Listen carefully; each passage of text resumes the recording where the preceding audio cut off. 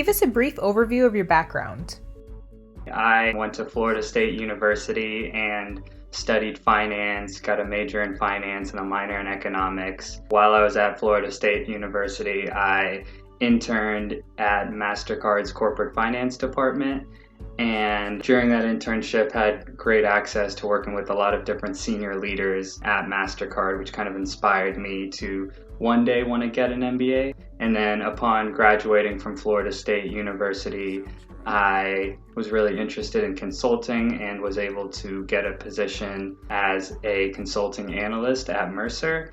And I'm currently still at Mercer 3 years later, and my current role is health and benefits consultant.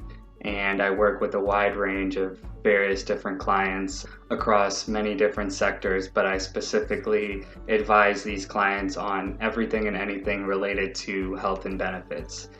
And this opportunity has been great for me. It's allowed me to have access to senior leaders at multinational corporations that we work with, and really from the start I've had access to giving them advice. And so I've really kind of fell in love with the client-facing side of consulting, but I'm looking to transition from human resources consulting, where I currently am, into management consulting. Why did you pursue an MBA? I've enjoyed helping clients on anything and everything related to their human resources department, but I'd like to kind of have a more overview into other operations that those businesses have, such as, their finance and their marketing operations, which is why I'm looking to transition into management consulting. And making that transition can be difficult without an MBA, and I really thought that getting an MBA would help me kind of make that transition and help me stand out during the consulting recruiting process. And so that's why I've decided to pursue an MBA. How is the application season going for you so far? So the application season has been going very well, much better than I thought it would. I was accepted to my dream school, which was Cornell Johnson, and they also gave me a $75,000 merit scholarship. And then in addition to Cornell Johnson, I also received admissions from 4 other top 20 MBA programs. So really excited about how this season turned out. Why did you think an admissions consultant would add value to your application process? I was working, long hours at Mercer, and then on top of working those hours, I was kind of spending all my additional free time studying for the GMAT and trying to get my score as high as I could. And I really kind of just was underperforming on test day. I was doing really well on practice tests, but then for whatever reason, I just couldn't repeat those same performances on the real tests, and I was running out of time. I had already missed the round 1 deadlines, and I was starting to panic in a way, and I wasn't sure if I was going to be able to submit the application that I wanted to submit. And working with the Inspira team, really from the first call that I had with the team, they helped relax me and kind of give me that confidence back that it is definitely possible. We just need to work on some of the other areas of the application and make sure that every other area of the application is in a position where it shines. I'm really happy that I worked with the Inspira team. I think they really kind of just gave me confidence when I was in a position where I was kind of struggling with my confidence and struggling figuring out if getting into a top MBA program was possible, despite my low GMAT score. And they really kind of just gave me the confidence to see that it is possible. I just need to kind of really work on the other areas of my application and make sure those areas are strong. And that's what we did. What was your experience like working with Inspira?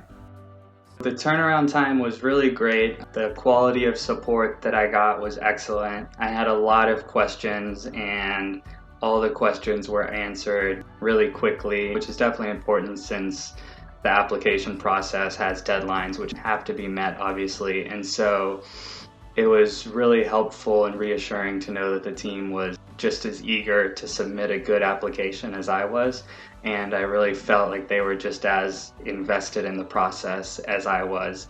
And throughout the process, up until I finally got my acceptance letters, they were really there for me along the way, helping me with preparing my essays and kind of figuring out what the story is that I wanted to tell, and then continuing to prepare me through the interviewing process and making sure that my story was strong and that I was well prepared to kind of give my best version of myself to the admissions teams at the different schools that I was applying to. So my experience was really great. What are some aspects of Inspira's support that were most valuable to you? So for me, there was a lot of things that I didn't know. I actually applied to a school round one without the help of Inspira, and I was rejected. And it was from a school that wasn't ranked nearly as high as some of the schools that I got accepted to with Inspira's help.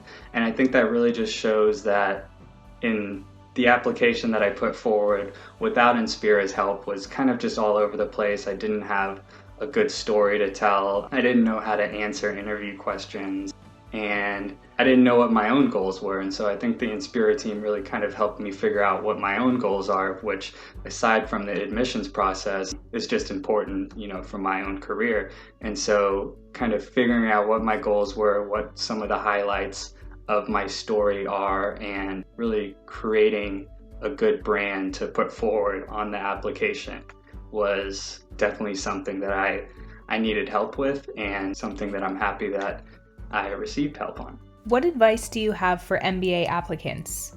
I would just say, relax and just know that, you have a good story to tell, and it's not just about, your GMAT score or your GPA. It's about the complete package that you submit to the admissions teams. And so if you're not able to, get your GMAT score as high as you want it to, then make sure that you focus on some of the other areas and, just be confident. I think one of the things the Inspira team told me is that, the GMAT and your GPA only make up a small fraction of what the admissions team is looking for. So make sure you don't spend all your time focusing on that. Try and get those two areas as high as you can, but make sure that you're also putting a lot of time and effort into your overall story and what you're going to portray in your essays and how you're preparing for interviews.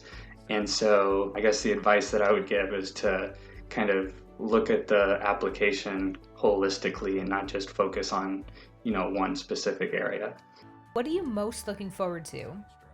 I'm definitely looking forward to, the career opportunities that are available upon graduating, and I'm, looking forward to the process of figuring out what the best option is for me. I think going to business school really opens up a lot of different doors for you. It's important to kind of know more or less what direction you want to go in toward. I think it's exciting that a lot of different career opportunities will be available to me that aren't currently available to me. That's the main thing that drew me into wanting to get an MBA in the first place. And then, just meeting, a lot of close friends and spending time with them over the next 2 years and joining all the different clubs that are available to me, and hopefully having some sort of leadership role in some of those organizations is also something that I'm excited about. What is your long-term career vision? I guess my short-term goal was, to get into management consulting and to work for a leading company like McKinsey.